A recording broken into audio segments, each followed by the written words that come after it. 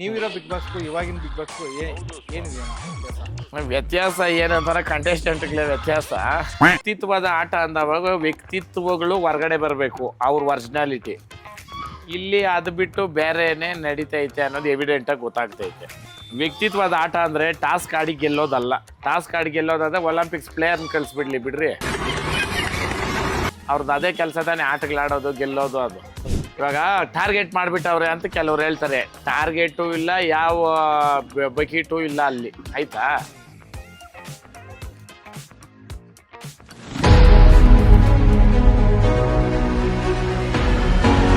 ಅಣ್ಣ, ನೀವಿದ್ದ ಬಿಗ್ ಬಾಸ್ಗೂ ಇವಾಗಿರೋ big boss ಅಲ್ಲಿ ಬರೀ ಜಗಳನೇ ನಡೀತಿದೆ, ಬರೀ ಕಾಂಟ್ರವರ್ಸಿ.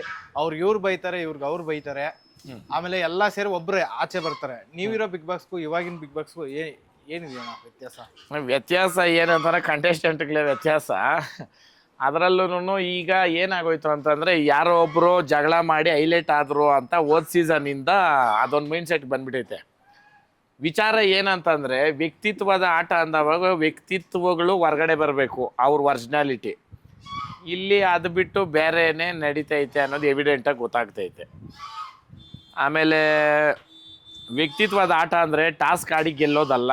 ಟಾಸ್ಕ್ ಆಡಿ ಗೆಲ್ಲೋದಾದ್ರೆ ಒಲಿಂಪಿಕ್ಸ್ ಪ್ಲೇಯರ್ನ ಕಳಿಸ್ಬಿಡ್ಲಿ ಬಿಡ್ರಿ, ಅವ್ರದ್ದು ಅದೇ ಕೆಲಸ ತಾನೇ, ಆಟಗಳಾಡೋದು ಗೆಲ್ಲೋದು. ಅದು ಅಲ್ವಾ? ಆ ಕಾರಣಕ್ಕೆ ಬಿಗ್ ಬಾಸು ವ್ಯಕ್ತಿತ್ವದ ಆಟ ಅಂತ ನಾನು ನಂಬಿದ್ದೀನಿ. ಅಣ್ಣ, ಮತ್ತಿವಾಗ ಇಲ್ಲಿ ಎಲ್ಲರೂ ಹೇಳ್ತಾರೆ ಬಿಗ್ ಬಾಸ್ ಅಂದರೆ ಒಂಥರ ಸ್ಕ್ರಿಪ್ಟೆಡ್ ಅಂತ. ಇಲ್ಲ, ಅದು ಯಾರನ್ನ ದಡ್ರು ಮೂರ್ಖರು ಅವ್ರೇನ ಬರೆದು ಕೊಟ್ಟಿದ್ರೇನೋ ಸ್ಕ್ರಿಪ್ಟ್, ನನಗೆ ಗೊತ್ತಿಲ್ಲ. ನಾನು ಹೋಗಿ ಬಂದಿದ್ದೀನಿ. ರಿಯಾಲಿಟಿ ಶೋ ಅಂದರೆ ಏನು ಸ್ಕ್ರಿಪ್ಟೆಡ್ ಅಂತ? ಅಯ್ಯೋ, ಹೇಳೋರು ಹೆಂಗಿದ್ರೆ ಹೇಳ್ತಾರಪ್ಪ. ನಡ್ಕೊಂಡು ಹೋದ್ರು ಮಾತಾಡ್ತಾರೆ, ಕಾರಾಗಿ ಹೋದ್ರು ಮಾತಾಡ್ತಾರೆ, ಅವ್ನ ಅಕ್ಕನ ಫ್ಲೈಟಾಗಿ ಹೋದ್ರು ಮಾತಾಡ್ತಾರೆ. ನಿಜನಾ? ಅವಾಗ ಅವ್ರು ಮಾತಾಡ್ತಾರೆ ಅಂದ್ಬಿಟ್ಟು ಬಿಡಕ್ಕಾಗ್ತೈತಾ? ಆಗಲ್ಲ, ಬಿಟ್ಟಾಕು. ಅಣ್ಣ, ಇವಾಗ ಬಿಗ್ ಬಾಸ್ ಅಲ್ಲಿ ಯಾಕೆ ಕಣ ಅಣ್ಣ, ಇವಾಗ ಬಿಗ್ ಬಾಸ್ ಅಲ್ಲಿ ಗಿಲ್ಲಿ ಅಂದ್ರೆ ಟಾಪ್ ಅಲ್ಲಿ ಇದಾರೆ. ಗಿಲ್ಲಿ ನಟ ಟಾಪ್ ಅಲ್ಲಿ ಇದಾರೆ. ಬಟ್ ಅವ್ರು ಮಾಡೋ ಕಾಮಿಡಿ ಒಬ್ಬೊಬ್ರು ನ್ಯಾಚುರಲ್ ಕಾಮಿಡಿ ಅಂತಾರೆ, ಒಬ್ಬೊಬ್ರು ಬೇಕಂತ ಆಡ್ತಾ ಇದೆ ಅಂತಾರೆ. ಅದ್ರ ಬಗ್ಗೆ ನಿಮ್ಮ ಒಪಿನಿಯನ್ ಏನಿದೆ ಅಣ್ಣ? ಕಾಮಿಡಿ ಅಂತಂದ್ರೆ ನ್ಯಾಚುರಲ್ಲು ಡೂಪ್ಲಿಕೇಟ್ ಅಂತಿರಲ್ಲ, ಕಾಮಿಡಿ ಒಂದೇನೆ. ಬಟ್ ಕಾಮಿಡಿ ಅನ್ನೋ ಇದರಲ್ಲಿ ಅವ್ರು ಒಬ್ಬರು ಸಹಾಯ ಇಲ್ಲಿಂದ ಕಾಮಿಡಿ ಮಾಡಕ್ ಆಗಲ್ಲ. ನಿಜನಾ? ಹೌದಾ? ಇಲ್ಲ, ಆ ಕಾಮಿಡಿ ಎಲ್ಲೋ ಅವ್ರಿಗೆ ನೋವಾಗ್ತೈತೆ. ಇವಾಗ ಒಬ್ರು ವ್ಯಕ್ತಿತ್ವ ಅವ್ರು ಅದಲ್ಲ ಅಂದವಾಗ ಅದನ್ನ ಇಟ್ಕೊಂಡು ಕಾಮಿಡಿ ಮಾಡಿದಾಗ ಬೇಜಾರಾಗೇ ಆಗುತ್ತೆ. ಇವಾಗ ನೋಡ್ರಿ, ಒಬ್ಬ ಪ್ರೇಕ್ಷಕ ಹಾಕಿ ನೋಡಿದಾಗ ಎಂಜಾಯ್ ಮಾಡ್ತೀನಿ ನಾನು, ಅಲ್ವಾ? ಅದೇ ಜಾಗದಲ್ಲಿ ನಾವೇ ಇದ್ದವಾಗ ಆ ಸಿಚುವೇಶನ್ ಯೋಚನೆ ಮಾಡ್ಬೇಕಲ್ಲ. ನಿಜನಾ ಸುಳ್ಳ? ಇವಾಗ ಟಾರ್ಗೆಟ್ ಮಾಡಿಬಿಟ್ಟವ್ರೆ ಅಂತ ಕೆಲವ್ರು ಹೇಳ್ತಾರೆ. ಟಾರ್ಗೆಟು ಇಲ್ಲ, ಯಾವ ಬಕೀಟು ಇಲ್ಲ ಅಲ್ಲಿ, ಆಯ್ತಾ? ಅನಿಸಿಕೆ. ಇವಾಗ ಅವ್ರ ಬಗ್ಗೆ ಇಷ್ಟ ಅಂತ ಹೇಳೋದು ಎಷ್ಟು ಅನಿಸಿಕೆನೋ, ಅವ್ರ ಬಗ್ಗೆ ಅಭಿಪ್ರಾಯ ಕೊಡೋದನ್ನು ಅನಿಸಿಕೆನೆ ತಾನೆ. ಆ ಕಾರಣಕ್ಕೆ ಕೆಲವು ಕಡೆ ನಿಮಗೂ ಗೊತ್ತಾಗುತ್ತೆ ತಾನೆ, ಅದು ಮಾತುಗಳು ಏನೋ ಎತ್ತ ಅನ್ನೋದು ಅಷ್ಟೇ, ಬೇರೆ ಇನ್ನೇನಿಲ್ಲ. ಅಲ್ಲಿ ಯಾರು ಟಾರ್ಗೆಟ್ ಮಾಡಿ ಏನೂ ಮಾಡೋಕ್ಕಾಗಲ್ಲಣ್ಣ. ಕರೆಕ್ಟಾ? ಇವಾಗ ಜನಗಳೆಲ್ಲ ಇಷ್ಟಪಟ್ಟು ಓಟ್ ಹಾಕವ್ರೆ ಅಂದ್ರೆ ಆಬ್ವಿಯಸ್ಲಿ ಅವ್ರಿಗೆ ವೋಟಿಂಗ್ ಐತೆ. ಅದರಲ್ಲಿ ಇದೇನಿಲ್ಲ. ಅವ್ರು ಸ್ವಲ್ಪ ಆ ವಿಚಾರದಲ್ಲಿ ಸ್ವಲ್ಪ ಅವ್ರು ಕರೆಕ್ಟ್ ಮಾಡ್ಕೊಬೇಕು. ಇವಾಗ ಸುದೀಪ್ ಸಾರು ಹೇಳ್ರು, ನೀವು ಬಂದಿರೋ ಫೀಲ್ಡು ಕಾಮಿಡಿ, ಓಕೆ, ನೀವು ಮಾತಾಡ್ತೀರಾ, ಓಕೆ, ಬಟ್ ಎಲ್ಲಿ ಯಾವಾಗ ಯಾವ ರೀತಿ ಮಾತಾಡ್ತಾ ಇದ್ದೀರಾ ಅನ್ನೋದು ಸ್ವಲ್ಪ ಕಾನ್ಷಿಯಸ್ ನೋಡ್ಕೊಳ್ರಿ ಅಂತ ಹೇಳಿದ್ದಾರೆ, ಅಲ್ವಾ? ಇವಾಗ ಇಲ್ಲಿ ನಾವು ಹೇಳಕ್ಕೆ ಹೊರಟಿರೋದು ಅಷ್ಟೇ. ಬೇರೆಯವ್ರು ಏನೋ ಬೇರೆ ಥರ ಹೇಳ್ರೆ ನನಗೆ ಗೊತ್ತಿಲ್ಲ ಅದು. ಬಟ್ ಎಲ್ಲೋ ಒಂದು ರೀತಿನಲ್ಲಿ ಏನೋ ನಾನು ಮಾತಾಡಕ್ಕೆ ಹೋಗ್ತೀನಿ ಅಂತ ಅಂದವಾಗ ನೋಡ್ರಿ, ವರ್ಷ 9 ಕಾಲನೂ ಇದೇ ಮಾತಾಡ್ಕೊಂಡು ಇರೋಕ್ಕಾಗಲ್ಲ, ಅಲ್ವಾ? ಆ ಕಾರಣಕ್ಕೆ ಬಿಗ್ ಬಾಸ್ 100 ದಿನ ಆದರೆ, ಬಿಗ್ ಬಾಸ್ ಆದ್ಮೇಲೆ ಹೊರಗಡೆ ಬಂದ್ಮೇಲೆ ಜೀವನ ಐತಲ್ಲ. ನಿಜನಾ? ಪ್ರತಿಯೊಂದಕ್ಕೂ ಇದೇ ರೀತಿ ಮಾತಾಡ್ಕೊಂಡು ಇರೋಕ್ಕಾಗಲ್ವಲ್ಲ.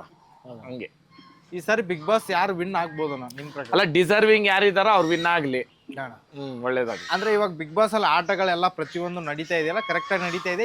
ಅದೇ ಹೇಳ್ನಲ್ಲ, ಟಾಸ್ಕ್ ಪ್ರಕಾರ ಇದ್ರೆ ಒಲಿಂಪಿಕ್ಸ್ ಪ್ಲೇಯರ್ನ ಕಳಿಸ್ಬಿಡ್ಲಿ. ಅದು ಹಂಗಲ್ಲ ಬಿಡ್ರಿ. ಬಿಗ್ ಬಾಸ್ ಏನ್ ನಮ್ಗೇನು ಬಿಟ್ಟಾಕಿ. ಅಣ್ಣ, ಇವಾಗ ನಿಮ್ ಪರ್ಸನಲಿ ಆಗಿ ಬರ್ಬೇಕಂದ್ರೆ, ಇವಾಗ ಆಚೆಗಳು ಕೆಲವೊಬ್ರು ಅಂದ್ರೆ ನಿಮ್ಗೆ ಆಗ್ದಿರಿರ್ಬೋದು, ನಿಮ್ಮ ಆಪೋಸಿಟ್ ಇರೋರು ಯಾರು ನಮ್ಗೆ ಯಾರಂತ ಗೊತ್ತಿಲ್ಲ, ಬಟ್ ನಿಮ್ ಬಗ್ಗೆ ಅಣ್ಣ ನೀನ್ ಹೆಂಗ್ ಹೇಳ್ದೋ, ಅವ್ರು ಯಾರು ಆಪೋಸಿಟ್ ಇರ್ಬೋದು, ಅಲ್ಲ ಇದಾರಲ್ಲ, ಅವ್ರು ನಮ್ಗೆ ಗೊತ್ತಿಲ್ಲ ಅಂದೆಲ್ಲ. ನಿನಗಿಂತ ನನಗೂ ಗೊತ್ತಿಲ್ಲ, ಅರ್ಥ ಆಯ್ತಾ? ಏನ್ ಮಾತಾಡ್ಲಿ ಅವ್ರ ಬಗ್ಗೆ ನಾನು? ಇಲ್ಲ ಅಣ್ಣ, ಏನ್ ಹೇಳ್ತಾ ಇದಾರೆ ಅಂದ್ರೆ ವರ್ತೂರ್ ಸಂತೋಷ್ ಅವರು ಡೌನ್ ಆಗ್ಬಿಟ್ಟಿದ್ದಾರೆ.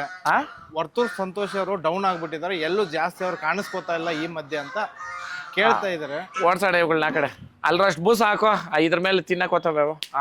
ಅದಕ್ಕೆ ತುಂಬಾ ಇವಾಗ ಕಾಣಿಸ್ಕೋತಾ ಇಲ್ಲ ಮುಂಚೆ ತರ. ಒಂದ್ ನಿಮಿಷ, ಇಲ್ಲಿ ಡೌನು ಅಪ್ಪು ಅಂತ ಬರಲ್ಲ.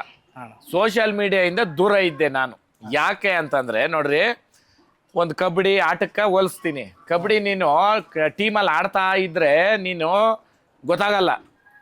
ಒಂದ್ಸಲಿ ನೀನು ಟೀಮಿಂದ ಹೊರಗಡೆ ಬಂದು ಪ್ರೇಕ್ಷಕನಾಗಿ ನೋಡು ಆಸ್ ಎ ಪ್ಲೇಯರ್. ನಿನಗೆ ರೈಡರ್ ಯಾರೋ, ಚಾಂಪಿಯನ್ ರೈಡರ್ ಯಾರೋ, ಕ್ಯಾಚರ್ ಯಾರೋ ಎಲ್ಲ ಗೊತ್ತಾಗ್ತೈತೆ.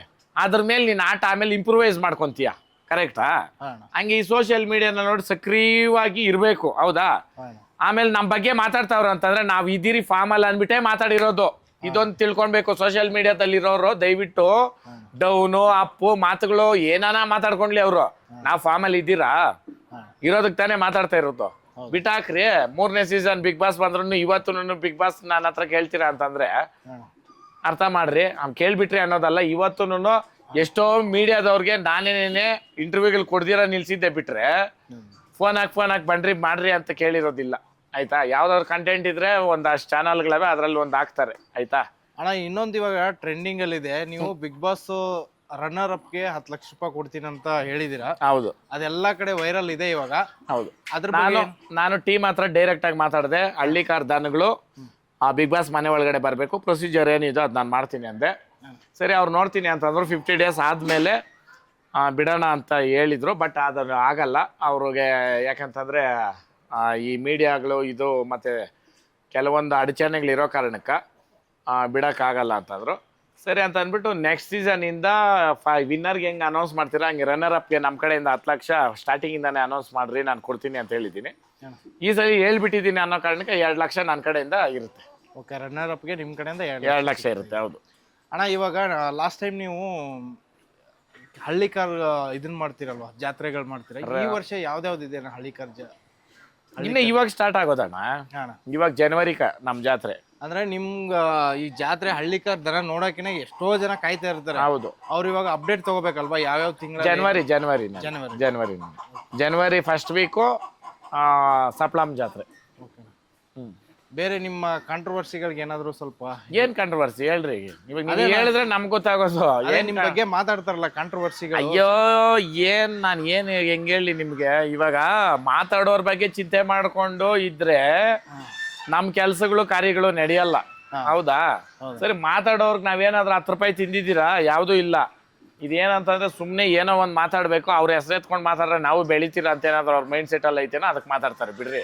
ಲಾಸ್ಟ್ ಟೈಮ್ ಇನ್ನೊಂದಣ್ಣ, ಇವಾಗ